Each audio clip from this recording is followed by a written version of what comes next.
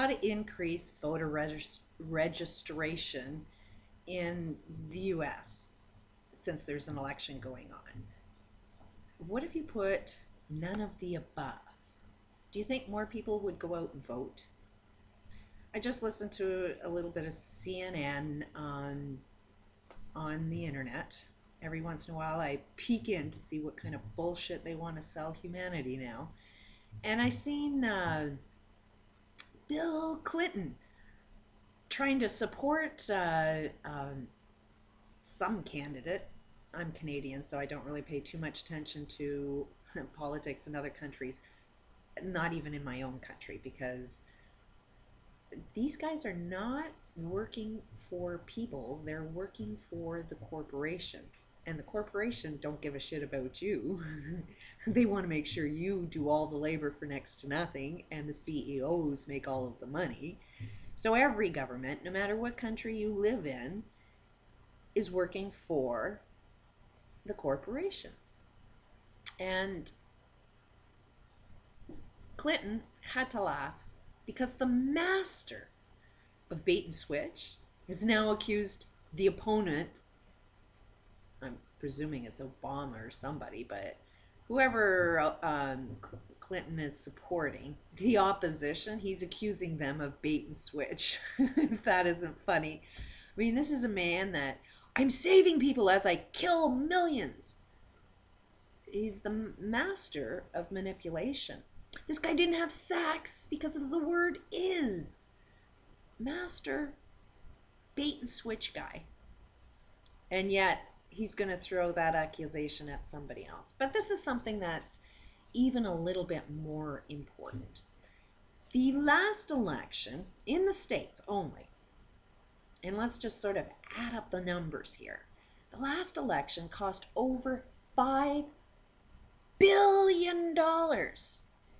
This time it's going to be probably more because costs always go up, they don't go down. So let's just see. Obama's in power. I will guess that he's going to remain in power. I mean, there is a prediction. I can see the future. Obama will win. And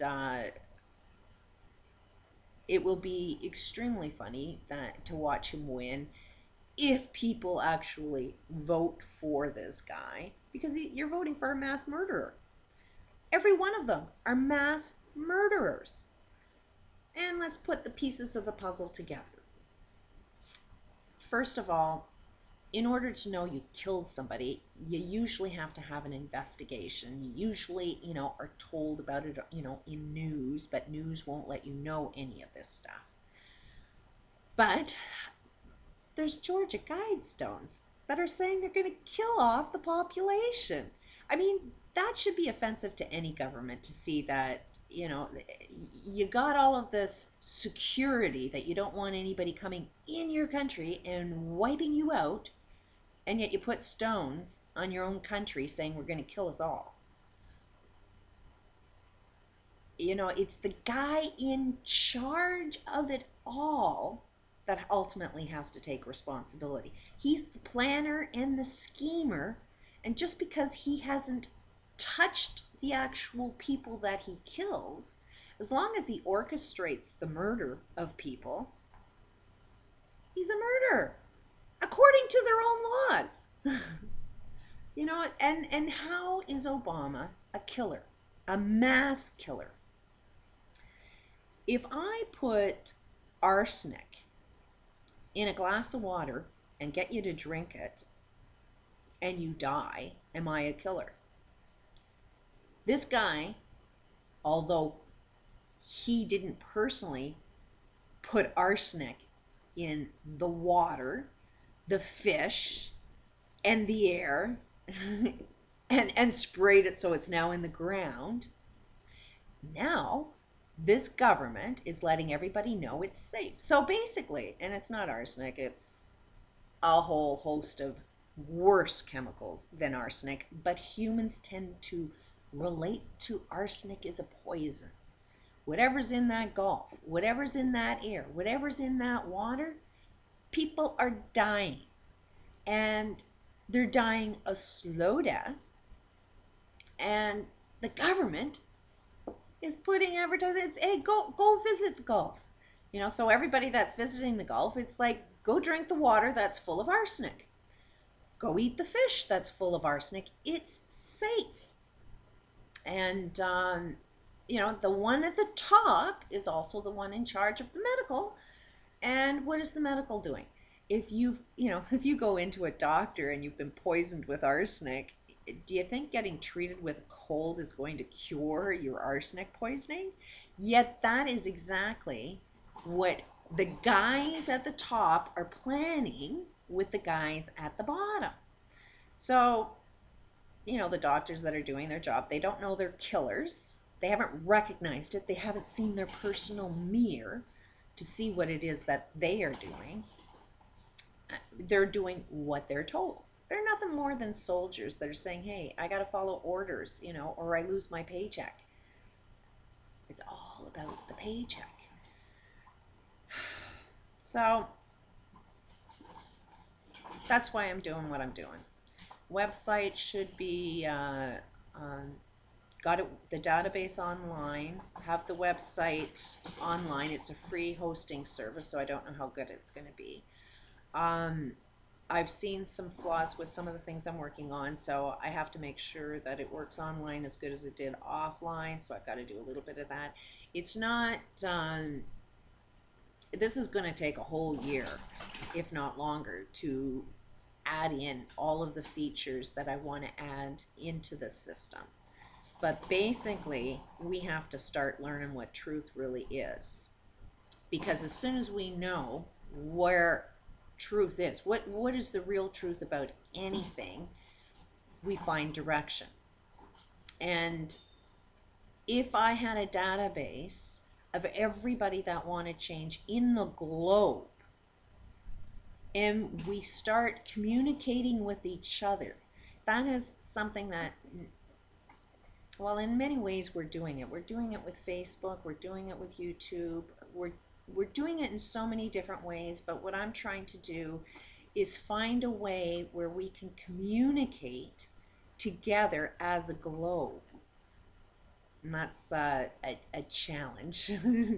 But I want everybody's opinions to be heard. I want to gain as much information from as many people as possible, because to find truth, you need to hear as much information from everybody involved. And that has never been done because we don't want to hear what you've got to say. Nobody wants to hear what I've got to say. But my channel is getting a little bit popular. But as far as government goes, trust me, you make a complaint to your government and they don't respond. They don't care. Test it out. Anybody can test it out. Have a problem? Phone a government. Did they phone you back? Did they fix your problem? No. They're never interested in your problem. And the idea is to keep you as separate from each other as possible, because if you started to talk to everybody and everybody else was having the same problem as you, then you'd kind of see that they're just really ignoring a massive problem. And that is the goal, is to make sure that you think, I don't know what you're talking about. You're the only one complaining. And as long as you think you're the only one complaining, then you think, oh, I'll just keep quiet. But now we need to see the numbers. And we need to see how many people this is actually affecting. And we're also going to have to take into account a lot of people can't get online. They don't have computers. They live in third world countries. So whatever's the worst of the worst with those that have enough to be able to even access the internet, whatever the worst harm that's being done to you, trust, multiply it by 1,000 times, and it's worse than in other countries. At no point in time did anybody ask, what is the cause of why people starve in Africa? I mean, nobody wanted to solve that problem. Nobody wanted to look at the root causes. And trust me, it's not government within Africa. It's every country and how they all interact with each other. And no country is acting receptive to each other. We're all at war with each other. And right now, the way I see it, I don't really believe in right or wrong in a way. I believe that humanity was placed here for a purpose. And we're making something. We are in the process of creating something. And we don't know it yet. And I suspect that what humanity's job is to do is to create heaven. We are creators. We need to create our own heaven. We've got all of the tools. We've got the planet, we've got the air, we've got the soil, you know, we've got dolphins, we've got plants, we've got food. We have all the tools that we need to make paradise, but we're living in hell. And that's, you know, when some of these Bible stories where God sent, you know, evil to heaven or to earth, and there's this big war going on between God and evil. And I don't think that's really right. I think God gave birth to humanity, and all of humanity has evil inside of us, if you want to look at things as being evil. And all of us have God inside of us. Think of it as they're our parents. And we have the DNA of both. And we are the next generation of that family. And let's just say we're in a teenage stage right now. We are exploring, how do you make heaven? And every time I create anything, every single time I create everything, I get it wrong the first time, most likely the second time, the third, fourth, fifth. Sometimes it takes me 100 times before I get it right. So I think that's where humanity is. We were born with like Zippo in our slate. We had zero idea of anything. We started moving around and bouncing around each other. And then all we started to do is, oh, that hurts. Oh, that hurts. We're in the process of finding out what's wrong. And like every problem that needs to be solved, you have to do your error checking.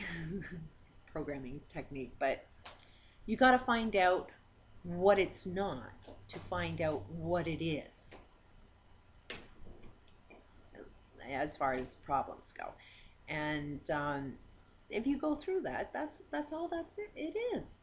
So we don't know how to do it right yet, and we have to do it wrong, and we have to fail so that we can have that failure experience to say, I know how to make it work this time.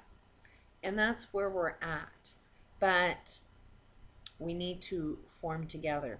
It won't work any other way. There is no hope for humanity. We all gonna be dead ducks if we can't get together.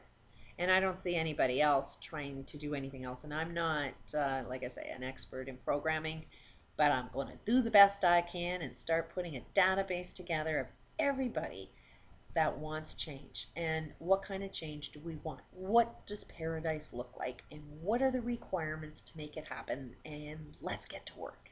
Peace out.